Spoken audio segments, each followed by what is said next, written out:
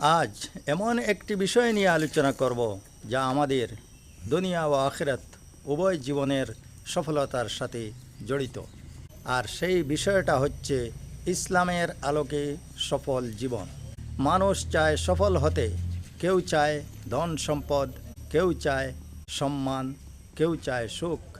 কিন্তু প্রকৃত সফলতা কি জানেন? পবিত্র কোরআনে আল্লাহ তাআলা বলেছেন, প্রকৃত সফল কাম সেই ব্যক্তি যে নিজেকে পবিত্র করেছে। অর্থাৎ ধন সম্পদ নয়, ঈমান, আমল এবং চরিত্রই হচ্ছে প্রকৃত সফলতার মূল।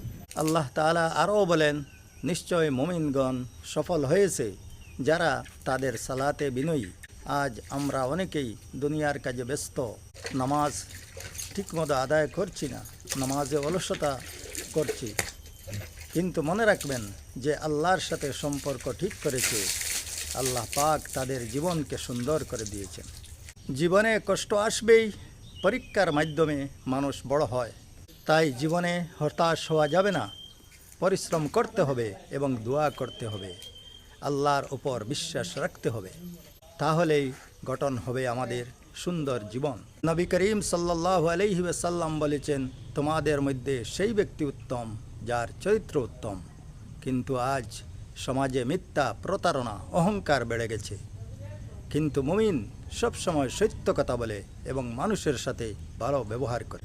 আজ আমরা দুনিয়ার পিছনে ছুটে আমাদের চিরস্থায়ী জীবন আখিরাতকে যেন নষ্ট না করি। আসুন আমরা সবাই নামাজ পড়ি, সত্য পথে চলি, আল্লাহর আদেশ যেন মানি। আল্লাহ পাক আমাদের সবাইকে যেন তৌফিক দান করেন। ভালো লাগলে ভিডিওটি শেয়ার করে অন্যকে দেখার সুযোগ করে দিবেন।